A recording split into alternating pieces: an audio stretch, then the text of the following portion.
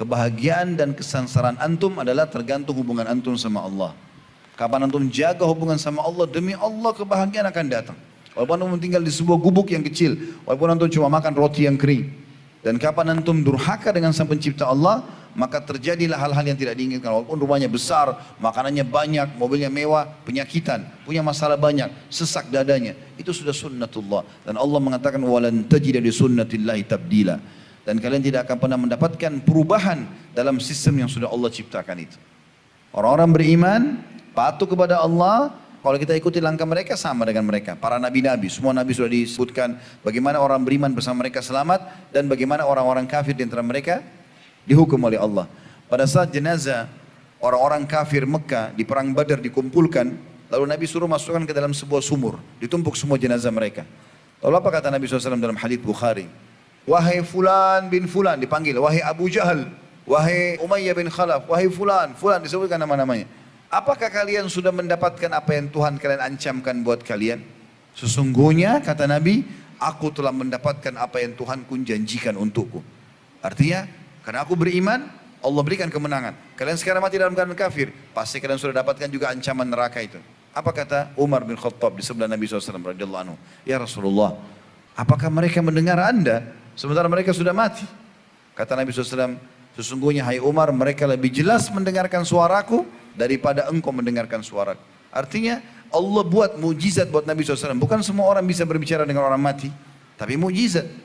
Maka Nabi SAW mengatakan Allah buat mereka mendengar itu, dan mereka sudah mendapatkan ancaman-ancaman itu. Ada juga buku teman-teman sekalian ditulis oleh Ibnu Rajab rahimahullah. Judulnya itu kalau tidak salah 559 kisah nyata alam barzah. Beli buku itu teman-teman. Sekian banyak kisah tentang kuburan orang-orang saleh, tidak sengaja digali, ditemukan masih utuh jenazahnya. Sekian banyak kuburan orang-orang fasik, ahli maksiat, digali penuh dengan siksaan. Waktu di zaman Muawiyah radhiyallahu anhu, salah satu sahabat Nabi yang mulia, tepatnya kurang lebih 50 tahun setelah perang Uhud. Kalau saya tidak salah terjadi ini di tahun 53, kalau saya tidak salah.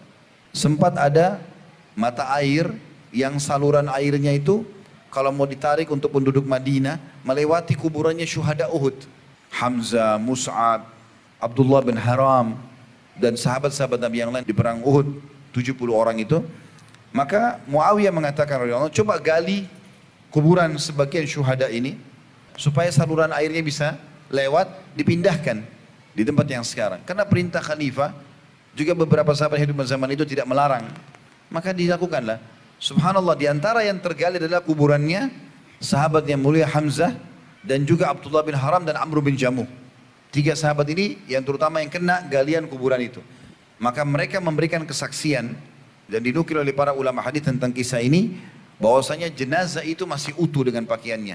Sampai Jabir bin Abdullah, ayahnya Abdullah bin Haram mati syahid di perang Uhud, mengatakan aku melihat jenazah ayahku waktu dia perang Uhud 50 tahun yang lalu. Itu menggunakan baju warna putih bergaris-garis hitam. Dan dia kena sobekan pedang itu di bagian pelipisnya. Mati syahid radhiyallahu anhu. Maka dia bilang, saya lihat ayahku masih utuh bajunya, seperti baju baru dipakai. Dan tangannya menutup pelipisnya pada saat dia meninggal. Kalau diangkat tangannya, darahnya ngucur. Itu kesaksian Jabir tentang ayahnya. Dan juga para sahabat yang hidup pada saat itu menyaksikan dengan mata kepala mereka sendiri.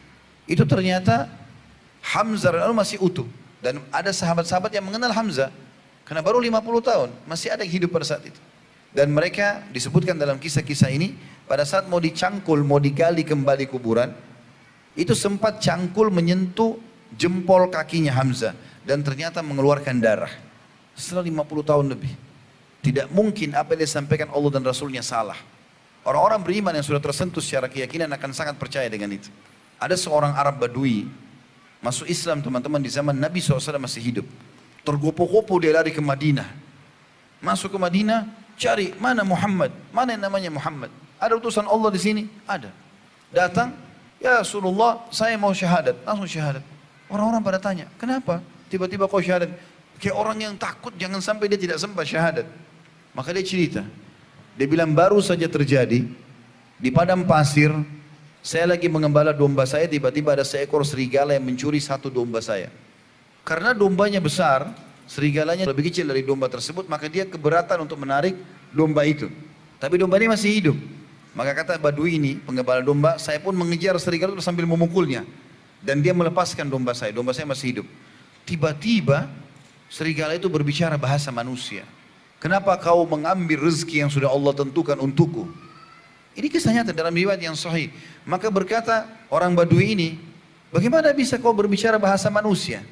Kata serigala tersebut, apakah kau heran dengan aku bisa Allah mudahkan berbicara seperti ini? Sementara kau tidak merasa heran, di kota Madinah ada utusan Allah datang dan masih ada orang yang tidak mengikutinya. Maka gara-gara itu, dia meninggalkan gembalanya lalu pergi syahadat. Waktu Nabi SAW sampaikan, orang-orang pada terdiam. Apa kata Nabi SAW? Ketahuilah, aku, Abu Bakar dan Umar percaya itu. Artinya apa? Kalian harus percaya informasi ini. Kalau tidak percaya sudah, ini 3 orang ini pasti percaya. Maka orang semua, oh ini berarti kejadian nyata ini. Orang percaya ini adalah syahadat. Salah satu sahabat Abu Tamim Ad-Dari radhiyallahu anhu, itu seorang Nasrani. Dia pernah naik kapal.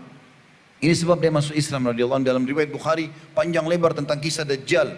Mungkin 3-4 lembar atau lebih kisah tentang Tamim Ad-Dari radhiyallahu anhu.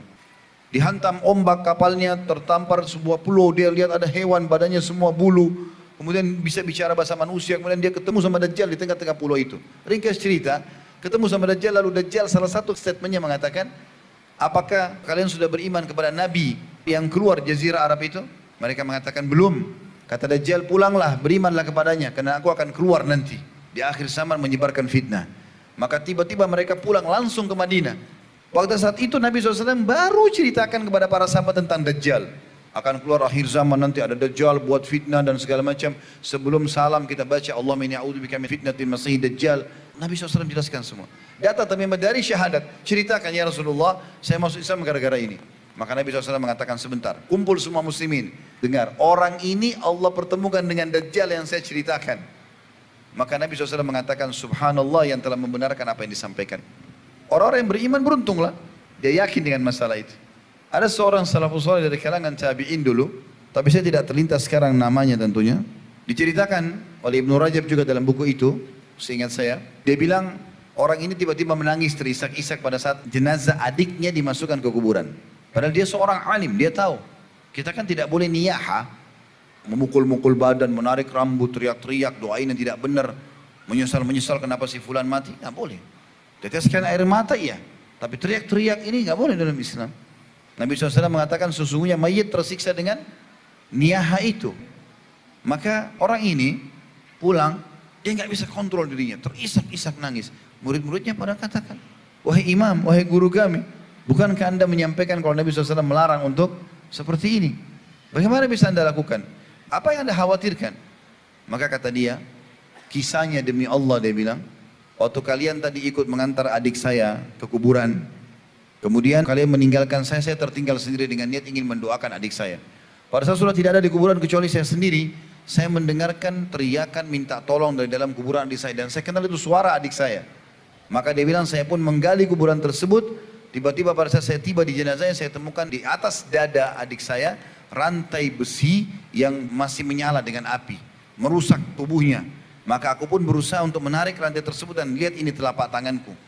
Semuanya jadi luka bakar. Maka aku pun menangis karena melihat bagaimana kondisi adikku yang sedang disiksa. Dan sekian banyak kisah berhubungan dengan masalah itu. Nabi SAW melewati kuburan, lalu mengatakan 2 penghuni kuburan ini sedang disiksa. Kita nggak bisa lihat, tapi wahyu menyampaikan. Dan mereka berdua disiksa bukan karena hal yang dianggap besar, tapi itu besar sebenarnya di sisi Allah. Yang satu suka adu domba, membuat orang berantem satu sama yang lain, yang satu tidak cebok pada saat kencing. Fenomena-fenomena ini teman-teman, fakta-fakta yang Allah Subhanahu Wa Taala dan Nabi Muhammad SAW sampaikan. Dan sekian banyak tentunya berita-berita seperti ini.